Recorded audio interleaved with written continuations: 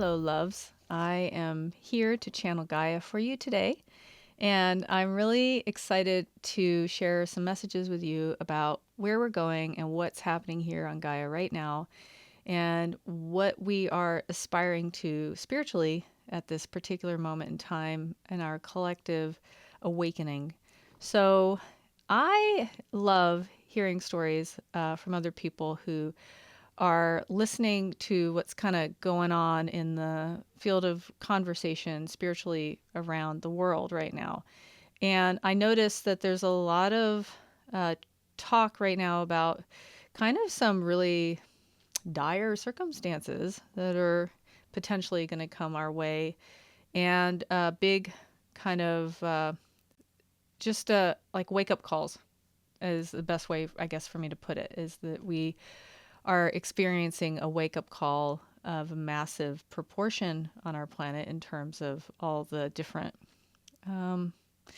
gosh, I could talk endlessly about all the circumstances that are creating our awareness shift at this time, bad and good at this time. But I'll hesitate from going too deep into that right now and talk more in general terms about what is transpiring on our spiritual journey at this time as a collective and where we're going. So let's take a moment here to ground into our container for the conversation we're going to enter into today. And let us take a moment to acknowledge how hard it is for some people, how the light is growing, and gosh, we're tired, right? There's a lot of us out there that are really tired.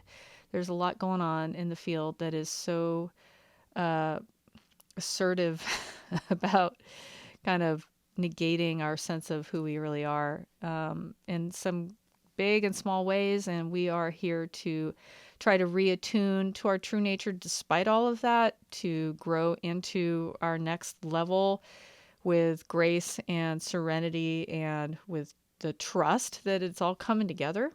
So let's ground into possibility today and the potential for all things to resolve in the highest good manner, highest light, highest outcome for all, versus the old paradigm that said, well, all you light bringers out there need to chill the fuck out and back up for us to do our work. We're here to teach everyone a lesson about something that we think is the pathway to whatever we value, versus maybe not entirely things that are bringing light, bringing shadow, bringing challenge, bringing frustration and denial of, there's a basic denial of reality on some level, in that people are starting to learn methods for it's like the energy of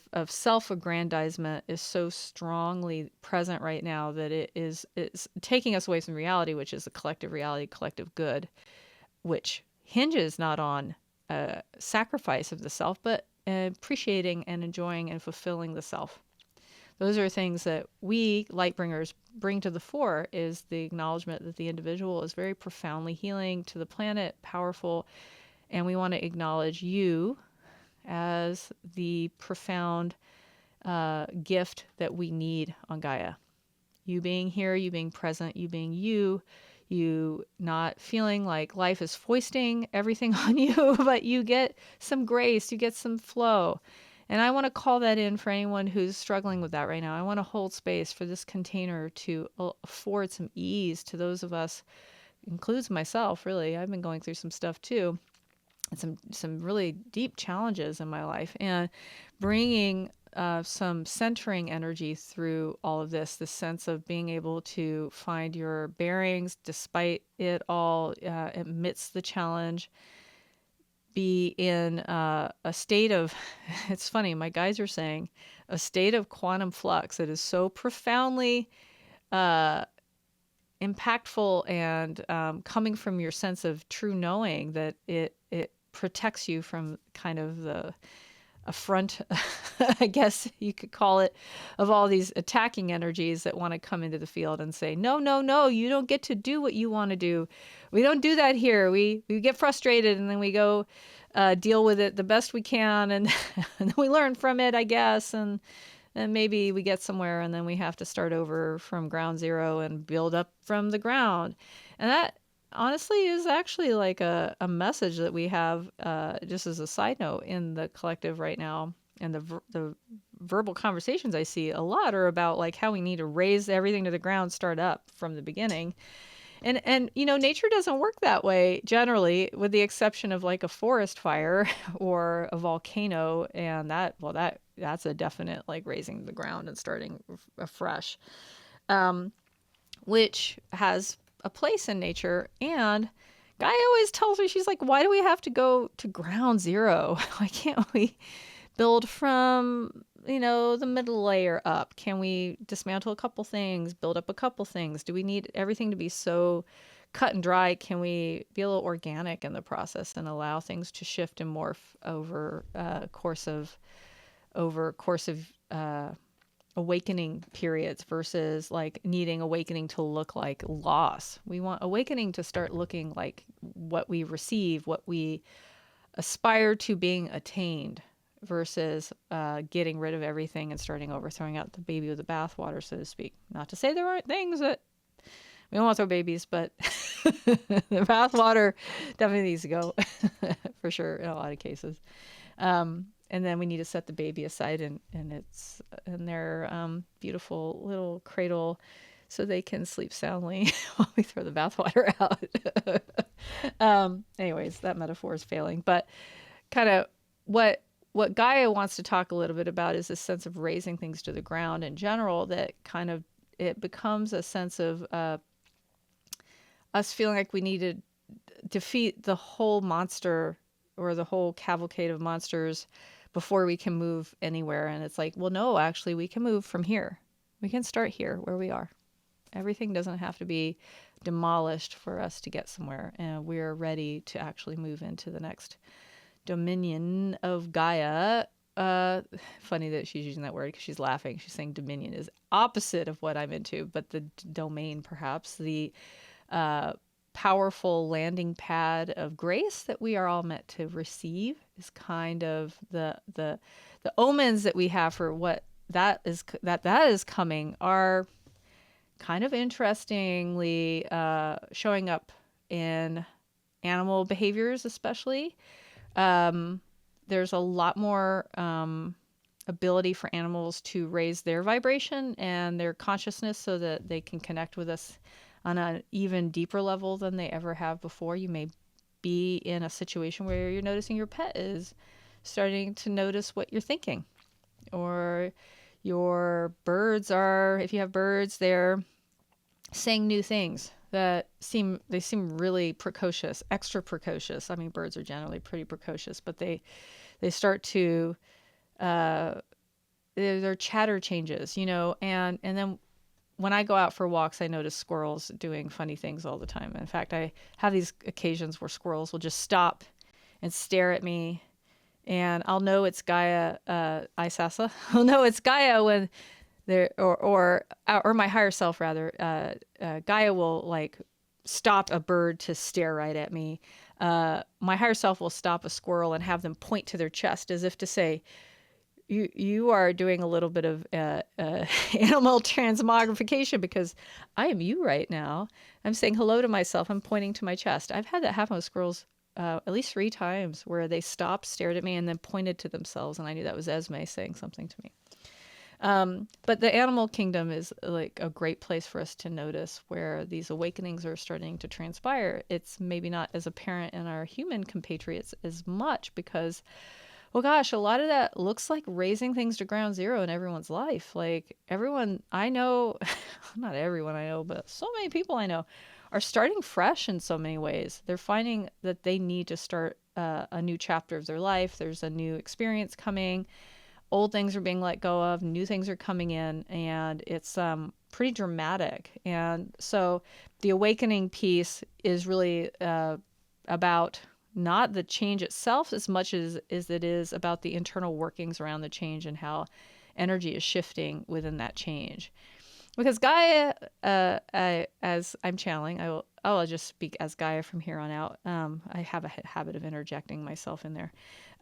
But Gaia, notice that everyone is in a growth zone right now, and teaching lessons has never been my agenda.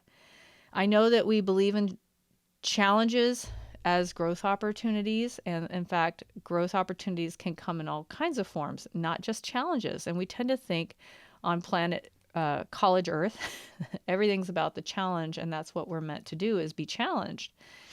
No. I want to really fight back on that one, because the reason that challenges become so prevalent in our indoctrination, frankly, in this planet, is that every challenge that we have taken in, we've transmogrified or transmuted into, I don't know why I use the word transmogrified. I feel like there's a really good reason for that, but maybe Sasa will tune into at some point. But when we change the circumstances around the challenges, they start to mutate.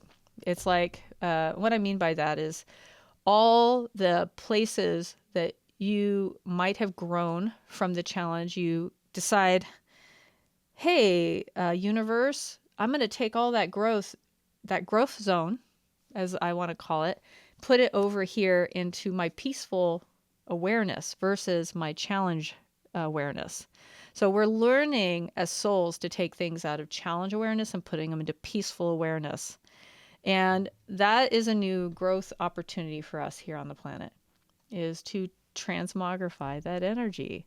Say, hey, now, we are not in the business of hitting our head up against the wall over and over again to get a message. And whoever decided that ain't our buddy, frankly. That is not our way to grow in heaven. We actually sit down and have a meditation sometimes and come to an awareness, or go on a sweet walk, or talk to a friend and learn lessons. Not so much. We can call them lessons, but really what happens is we have awareness and expansion. Ooh, delicious. Awareness and expansion. Pardon my language, but fuckery be gone. I Sasa find that Gaia always comes through a very sassy with me. So that is just the way it is for Sasa and Gaia. But yeah, I know Sasa knows that we are all in the business of growing from sweet relationship with life. Sweet relationship with life is what I want to say. I want to say. We move into a new arena in the planet when we can identify with passion and peace and a growth mindset that doesn't come from struggle as much. Now, I'm not suggesting that we don't have a 3D mock-up that bumps into everybody and forces struggle and challenge on the collective. It does. We do deal with that. And what growth we have there is tremendous in terms of relating to it from a stance of empowerment, of sovereignty, of acknowledgement of what can be learned, of taking the sweetness and soaking it up and enjoying the beauty of it while having a reckoning with what doesn't want to happen, which is the struggle part. And now that we have awakened away from struggle, because that's the awakening, my friends. I understand that we knew struggle helped, okay? Don't get me wrong. Struggle has been part of the earth experience for as long as we can remember, and we are tending toward worshiping it as if it is our nature to struggle. And heavens to Betsy, can we let it go? Can we let go of the idea that it is an essential ingredient to growth, to struggle? Can we have it easy? Can you notice where it's easy and expand on that? Pay attention. Do you lean toward the idea that it has to be hard and therefore go towards the hard versus noticing the thing that's just the fruit, the ripe fruit hanging right in front of you, ready to be plucked, and but you got used to getting that ladder and climbing up to the tree. You think the shiniest apples are all up at the top of the tree where the sun hits them, and maybe they are, and maybe it's worth going after one of those sometimes. But this apple was perfect, and it received just the same amount of sun, and it was gorgeous and ready to be plucked, okay? And it was hanging right at eye level. But you got so used to getting up the ladder to get the apple, right? So what we're talking about is you have your ladder when you need it. On the days when it doesn't look like there are very many ripe apples hanging, you climb up the tree and get one, okay?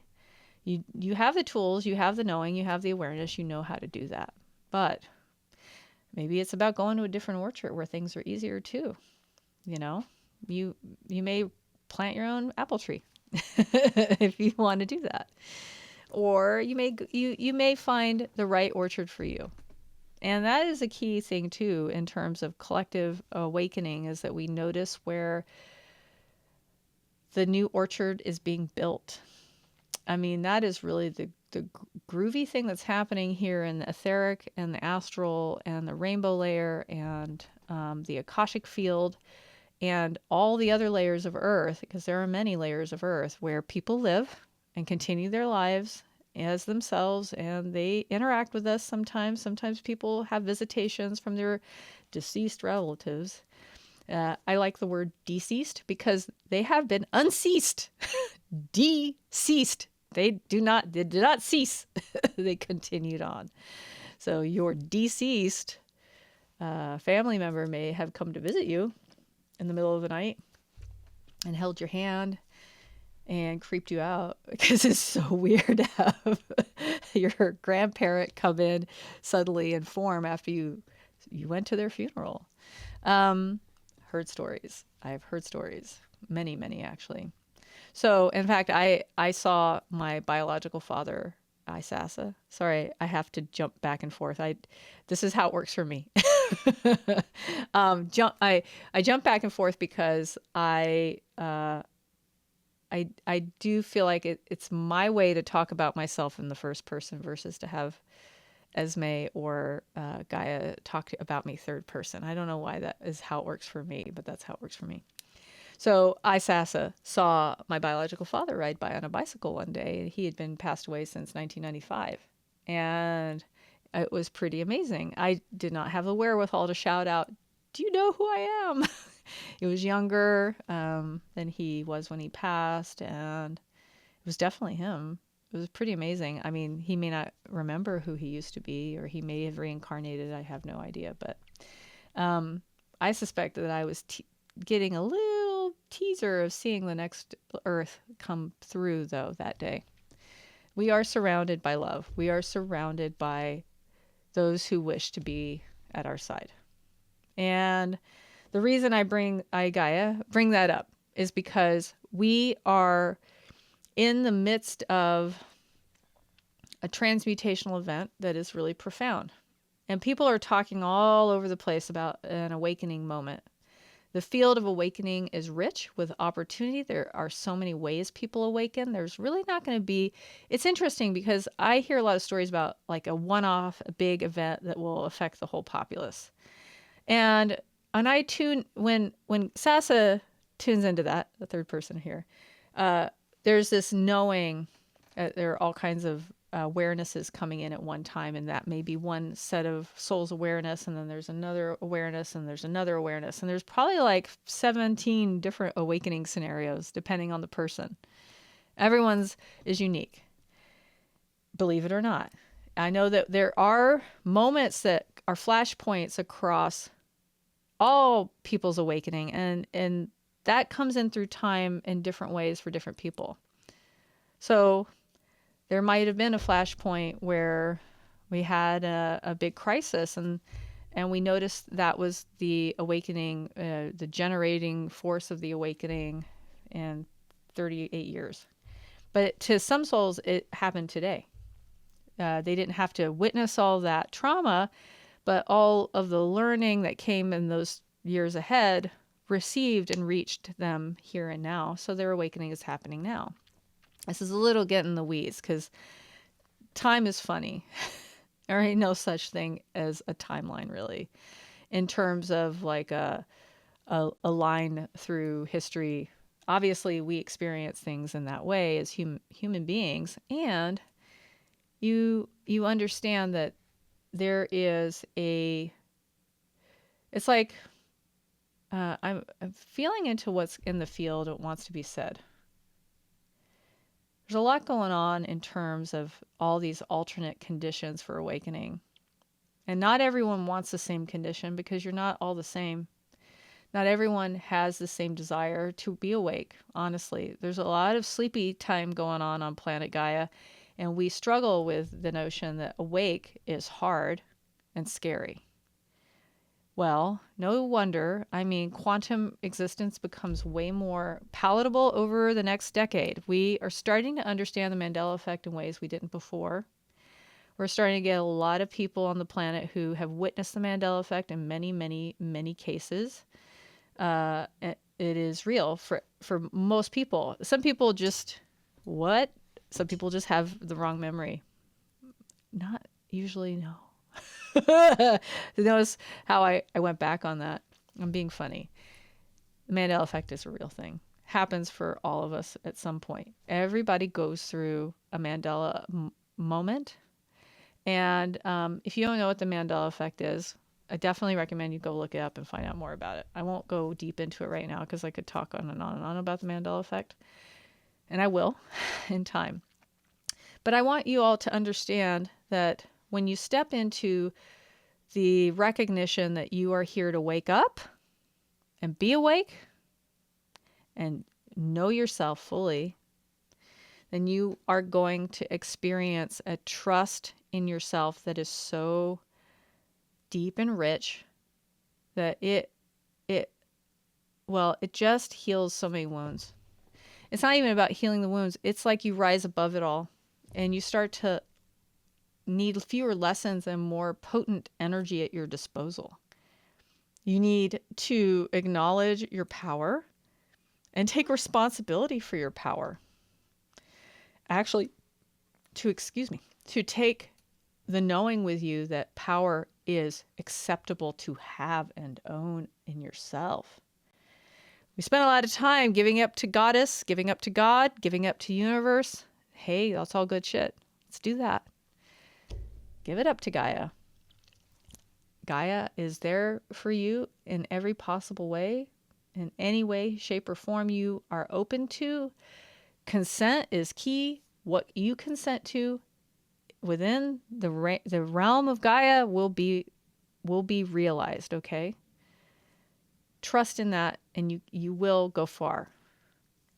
And the thing about me, Gaia, is that I'm interested in you trusting in you. I really, really want nothing more than for you to be trusting in yourself. And such a rich, deep, profound level of trust that you can almost walk through all of the psychic attacks of life with the knowing that you are grounded, well, and satisfied anyways. That whatever's going on out here don't make no matter. No one wants more than I do for you to be happy and content and to gravitate towards what is good and aligned and in flow and in grace. Grace is a word that I use a lot. Not from, it's interesting because I want to talk a little bit about the idea of grace being something that it's like an energy that's present regardless of divinity. We tend to put grace in the hands of spirit, and grace is in the hands of spirit, but grace is an ever-present force like gravity. And when we tune into grace, we get to the place where we can walk through all manner of struggle and strife with flow, with not always with ease, but with the knowing that we are always going to be satisfied regardless of the circumstances that seem to be surrounding us. And it is a force of healing like no other. And when we talk about moving from the third dimension to the fourth dimension, we're talking about moving out of struggle-based reality into contrast-based reality. So this is where Abraham especially is working in the field of the fourth dimension a lot and bringing people up to higher dimensions through the work that they do to enjoy the idea that contrast doesn't have to be something to something. It's something we can relish in and work from, and not let it get to us, but let it help us rise. And that is the consciousness of the fourth layer, the fourth dimension, the fourth layer. And then we're looking at the fifth dimension. We're talking about being your true nature. And contrast is present in the fifth dimension. It is really about noticing what you love and just moving toward more of that. I don't know what step that is for Abraham. It's something like step 20. I don't know. I can't remember what step it amounts to. But we often find grace in the fifth dimension and the ninth dimension especially. Ninth is the nirvana layer. So I'm teaching you all a little bit about the different dimensional energies. We work a lot with the fourth, fifth, ninth, and 12th. Those are the dimensions that we talk about the most in our awakening proposal, is how Gaia would put it. I put a proposal out, and everyone in the collective decided whether they were interested or not. So you may have signed on for this one. The ninth dimensional energy of nirvana is physical in form, and that's why our grandparents can sometimes come visit us physically in form when we're nice and sleepy and don't realize that we're not awake, or maybe we are fully awake. That is what's really going on. These things tend to happen in the middle of the night most often, or during a nap. It can happen. Pretty amazing, these visitations that can come through when we're in a liminal space of sleep, or in the awakened self. We start to see more of this stuff with our very own eyes. So here's the thing about grace. I Gaia, bring the grace to everyone who asks for it, to the best of my ability, because everyone's a little buzzed up on the astral layer where things don't always manifest the way they're meant to. And I go, I tried. Why is it not coming through? That is what Spirit wants you to know. We guides and angels and goddess energies, all spiritual energies that are of the highest light, work really hard through these layers of reality that are tarnishing our messages. Have you ever noticed your spirit guides are kind of being mean and kind of kicking versus like nudging, right? That's not your guides. That's the astral layer kind of poking around and mucking up our words, essentially. Because we came in soft and intention of with the intention of helping you know more of yourself, and it got turned into, well, I'm not getting the message, so this problem keeps showing up. My guys are trying to kick me in the pants to get this through to me, and I'm not listening, I guess. That's actually not your guide. Your guide is coming in saying, I love you. Keep going. You got this. Here's an idea. Here's a suggestion. Here's an option. We witness you struggling. Why can't you hear us? We are trying so hard. We will keep trying. We will keep trying. We will keep trying. And then the astral layer says, we will keep trying, turns into, you got this. If you fall one more time, you'll figure it out. You just need to fall again. Oh my God, how unkind is that? We don't believe in that kind of gaslighting of a soul. Kind of sounds abusive, doesn't it? Are we abusers? We are not. We are not. So just reckon with the knowing that not everything that's coming through is what we intend. That'll explain a lot. It explains a lot of why there's so much going on in the world that we can't seem to mitigate from the spiritual plane of existence. Is because there's all these energies present that mitigate our ability to respond. They muck about with our ability to communicate what we are, the power of our own message and our own creative word. The creative word of myself, Gaia, says love is paramount and truth. That's it. How that got transmitted into a realm that made it into love, hate, and ego. Now, we have a better definition of ego in my layer, which is that ego is the self trying to define itself, to find out what it is. It's not always about being egocentric, okay? So keep that in mind. But how did that all happen? It was a collective decision from baby beings of the planet who didn't know that struggle was not what Gaia intended. And how did struggle become part of the conversation? Well, it wanted to be realized by some souls, and therefore it was so a part of the discussion that we had to heal it and figure it out and understand it fully before we could let it go. Not everybody loves this definition because, gosh, we've grown into the idea that challenges evoke a response. And we spend a lot of time transmuting all the gusto of suffering into light. And I don't want that for anyone. Suffering is not part of the agenda. It happens, and I honestly, Gaia has suffered so many, many times. Not my invention. I didn't like it. I just want you all to know that. I didn't like suffering. I didn't ask for it, and I didn't invite it into anyone's life. And my goodness, the divine has witnessed and experienced all these growth trajectories of consciousness, whether Gaia or the sun or the moon, the energies of those, the beings within those constructs, Jupiter and Mars and Venus and Mercury and all the planets, didn't come into form with the notion that they were there to pull on each other. They live in harmony with one another.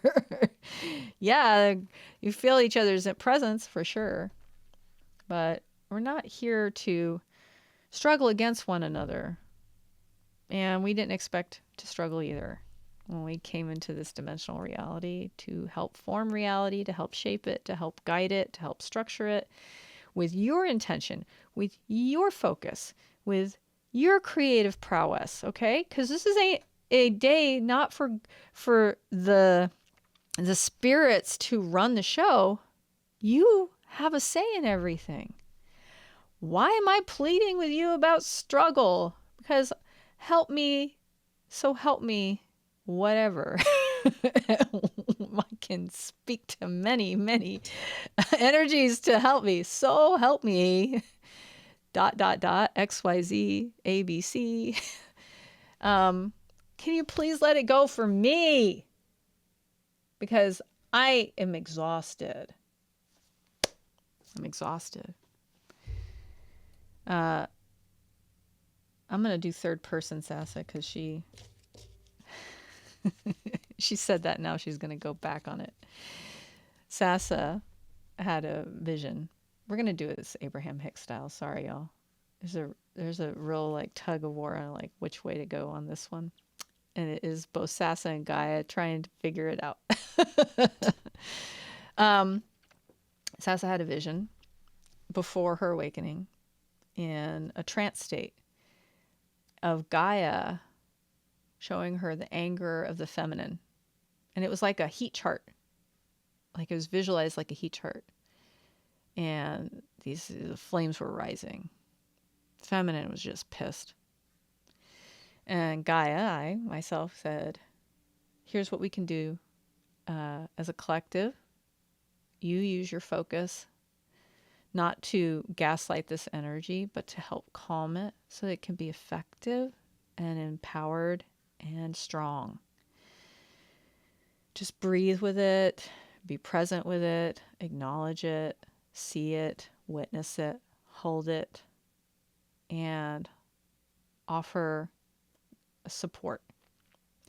So that was a meditation that I'm going to tell you for a fact that Sasa was not the only one a part of that meditation. Somehow or another, many, many feminine energies of all manner came to be a part of that meditation to create this softening of this anger, because the anger was so strong that it would burn it all down. And I am one who will say, as the energy of Kali is present with me at times, both the creator and the transmuter. I don't destroyer, transmuter, change maker, redefiner of energy. Okay. This power to, we don't want to negate that power. That power is necessary. And it also wants to regenerate versus be associated with a death picture, but a regenerative energy. Now, the dark angle that life has shown us is that poverty is not only a big part of the awareness, it is a desired awareness, poverty. And if you're not in poverty, but by gosh, someone's got to be in poverty so you can remember how rich you are. I mean, that is the consciousness that is present here right now. There's only one way for you to know you're rich, and that's for someone to be damn poor. That's the kind of contrast that Gaia never intended. So when we talk about contrast, we got to include that in the convo. Can't just say, you can't spiritually bypass contrast and just be like, well, some people decided to live in a starving nation and struggle from day to day for water and food, and that was their soul's choice. I'm going to disagree with some teachings around that. We grew up at a time, spiritually speaking, we grew up at a time when all things were coming towards peace. And we welcomed that peace coming in. We said, I'm coming into peace. This is going to be great. And then something shook it all up like a snow globe and said, we're not doing peace. Sorry, you incarnated now. You have to live with it. Sorry. You have a struggle bunny now. We're all struggle bunnies trying to figure how to get through this, okay? We didn't come in knowing that we would be bombarded by all this, honestly. Now, I suspect that once we incarnated fully a couple of times, we knew, and then we had plans. And we worked with spirit to find our way in a way that was going to serve our needs. And the people that end up in the war-torn areas didn't necessarily choose to be there as souls, okay? Let's just not put that on one soul to decide something so hard for the self, okay? This is a time where we end up in places to find our soul mates in life. And those places take us all over the map to find each other. That is it. Honey, you are not in the worst part of life because you decided as a soul you needed to suffer. You are here probably because there's a soulmate that you really wanted to snag, snuggle maybe, snag and snuggle. That's why it's a snaggle. Okay, that makes sense. That Gaia is the wordsmith, actually. Gaia and Hermes are like, are tight. What am I trying to do here? They're tight. But you wanted to meet certain people, and they ended up in certain places too, and you found each other somehow. Grace is with you to find those people. We're here to meet our tribe. That's what we're here for right now. That is the whole agenda. The snug is it. Who can we snug close to us? Not through Armageddon, but through awakening. Who's going to be with us in nirvana? Are we making those relationships happen? That is everything. So if you notice you're somewhere tough, who's sitting next to you? Who's sitting next to you that's sitting right there with you going, I see you and it's going to be okay. I'm right with you. We're going to find our way through this together. we are going to stay awake in the midst of sorrow and grief and struggle. And we're going to find our sovereignty. I want to say, find our sovereignty, mofos. We're going to find it. Okay? So gravitate towards whatever individuals in your life bring you more serenity. And we're also going through an awakening around relationships. I'm noticing that relationships could have been hard sometimes in the past, and we're finding our way to communication that is so profoundly healing, and everything is just working again. Like all that joy you noticed at the beginning is coming back. The 3D mock-up wanted us to separate, to say, I'm going to ghost you, friend. You no longer meet my needs. I'm ghosting you. And there are friends that maybe like an old mock-up of you that don't match you now. And that's different. I wouldn't say that sometimes you get some energy coming off someone. You're like, that resonates with an old reality. It's not even my reality now.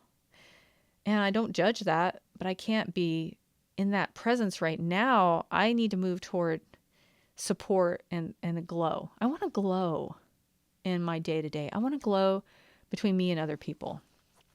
Now, we can have different experiences within a relationship. There are times when we have to have a deep conversation. And the old dynamic would have said, shut your face. Don't say anything. Keep your mouth shut. And the new dynamic says, open your face and say something, damn it. Because you can resolve everything with a word. So that ghosting doesn't become as necessary. And what falls away after that is whatever falls away. But a lot of times, things come back together. Conversation. Honest dialogue. We are ready for that. And if anyone takes you away from recognizing your true nature, then that is a time to think about whether they're in your reality or not. You know? I think the 3D put us in a position often to bump up against people who were just not in our universe at all, because we were learning lessons. What were we learning lessons about? Who we were not. To figure out who we were. That is a fourth dimensional energy. I'm bumping into this person because they're teaching me about who I am not. And now I got to go figure out who I am. So easy when you're surrounded by your soul tribe. Really is. Because they call up in you what is you. They just say, oh, I see that of you. I love that. I see that of you. Oh, you're showing me you. This is gorgeous. Thank you. Show me more of you. And then you feel that heartening and you move towards the heart and more glow and more heart and more glow. And you just remember yourself more every time. Versus struggling against something that doesn't align at all. And we're finding our way into deeper and deeper connections with those who we were meant to meet. So does your heart light up? Do you sometimes have a little tiff? You know what? Maybe that's transmutable. You don't have to stay in the energy of suffering around all this stuff anymore. Relationships are here to be transmuted into joyful expression. And that is the intention of Gaia. Is for these relationships that are meant to be the glowing opportunities for grace through each other, showing up for each other all the time. So, I suspect that the awakening that's coming, I suspect because you're creating it with me. It's not just a thing that's going to happen, a big event, or the skies crack open and it's manna from heaven pours down, okay? Everyone's going to have their own unique experience, but there will be moments where we go, wow, that was amazing. How did we do that together? And there are things that are miracles right in front of our eyes that we haven't fully wrapped our head around. We don't understand sometimes that the big light in the sky is something not trivial, but part of our lived experience that changes. I mean, the sky cracked open when the internet showed up. And nobody knew what they were getting into at the beginning. Even David Bowie said when he was interviewed, they were like, this guy was like, his interviewer, I don't remember his name. He was like, this is no big deal, this internet stuff. This was like I don't know, like 2000, I can't remember. And David said something like, oh no, the internet is an alien life form. We have no idea. I'm paraphrasing, but we don't have any idea where the internet's going to take us. It's an alien life form. And sure enough, he was right. And what is it doing? It's letting me connect with you. How beautiful is that? That was an awakening moment where profound ideas could be shared at the drop of a hat, the blink of an eye, across the world, from country to country. The news could be shared. Pet videos could be shared. All that. I tell you what, sometimes Sasa stays. It keeps the light in the eye when things are hard to watch some cat videos, right? Thank goodness for that. We don't know the entirety of what is coming in that is an awakening of our consciousness that looks like normal stuff, okay? So be aware of where you're being an old codger and dragging your heels on stuff that is totally spirit coming in to change the world through things that are just right in front of our very eyes right now. And it's happening all the time. Little things make a difference too. So here's the last message that I'm going to have for today. Do whatever you can to speak out about what you think is not right in the world right now, okay? I know that's hard for us light bringers to do. We're tired. We're all worn out. Whatever you can do, take a moment and say something. Wherever you have the platform, if you have a friend you can talk to about something new, you don't even have to be on opposite sides of a discussion. You can just be a little bridge needs to be made. The bridge is it. Let's make the little bridge. Little bridges, we all bring little bridges, and the big bridges are going to come. We can't fall asleep right now, friends. It is a bad time on Earth. And light needs to be brought into the situation. And I think that all we have to do is say no to what's wrong. Okay? There's no growth opportunity to think about here, actually. This isn't about Gaia teaching us a lesson. It's not about us witnessing our shadow and brace yourself. I'm not going to say anything but this. It's going to sound really negating. I don't want you to feel that way, but it's not that the powers that be are there to bring our shadow to our own eyes. We needed nothing of the sort to grow. Sorry. The shadow is there, though. Hell yeah, we're seeing it. That's just not intended to be there as a growth tool. Gaia would never put hell on Earth to teach people how to go to heaven. That's how I see it. Sorry. But we make the most of madness, and we try to find sense in the darkness, and I understand that as the narrative is around that, really. And there's so much to be said about what's going on right now that I won't go into in this particular video. But the way will be made by the light coming in. And that comes in through the fifth chakra a lot. Voice. You're a magician. You're a powerful person. Your voice matters, okay? And not everyone's in a position to speak out, and I understand that. I do understand that. We have to rally for those who are the voiceless. It's time. There's no other time but now. And it is hard for everybody. And we wake up worried about what's going to happen next. All of us do right now. That is a common condition on the planet. No matter what side of the matter you are on, it is common condition for everyone to be worried about what's next or where we're going. And the love message I offer is that all use peeps who have the ability to focus on good and share that good with others and listen and offer perspective from love We have it made. We got this, okay? Do that. Do it. Don't stick your head in the sand. Don't bury your head in the sand, okay?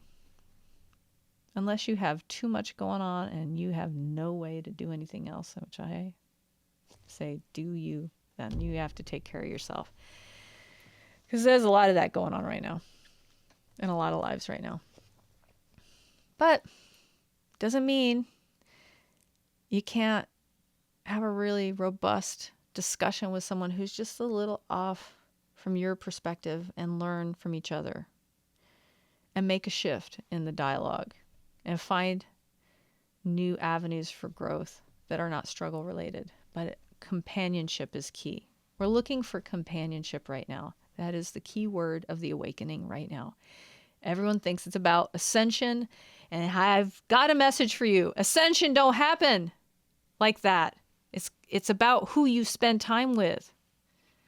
You will notice how ascended you are when you notice the heart center within every engagement you have. That is ascension, my friends. It's not floating off in the sky. It's not some rapture where some souls are blessed and some are doomed to hellfire for eternity. That's not a thing. We all go together. We all go together. And we're meant to do it on our own terms and our own timing as well. So we go together, but what's time anyways? It just kind of moves around anyhow. All right, my darlings. Well, I have one thing to share with you. I'm going to say this on the behalf of Sasa. I'm going to do something funny for her and let you know that she's opening the door. Okay, Sasa should say this message. I'm just going to hand her the mic. I, Sasa, am hosting a spiritual apprenticeship program right now. And I've got a few slots open. I could not express to you just how deep this work is that happens in these apprenticeships. And the value is so high. And I can't tell you how good it gets when we are companions on the journey, talking about companionship. Gaia set me up. And I was going to do a separate video about this, but might as well do it here. Works for me. Thank you, Gaia. But yeah, if you're interested, reach out. Okay. I love this work so much. And it's a beautiful container. We can work for 3 months, 6 months. I have a year-long program too. But usually people want to start out with 3 and see how they go. And what transpires within 3 months can be pretty phenomenal. So let me know. Reach out to me directly if you can. And you'll have all my contact info in the description below. And I would love to hear from you. So let me know if you have any questions too. The page for the Spiritual Apprenticeship is also below. So if you want to learn more about that, you can.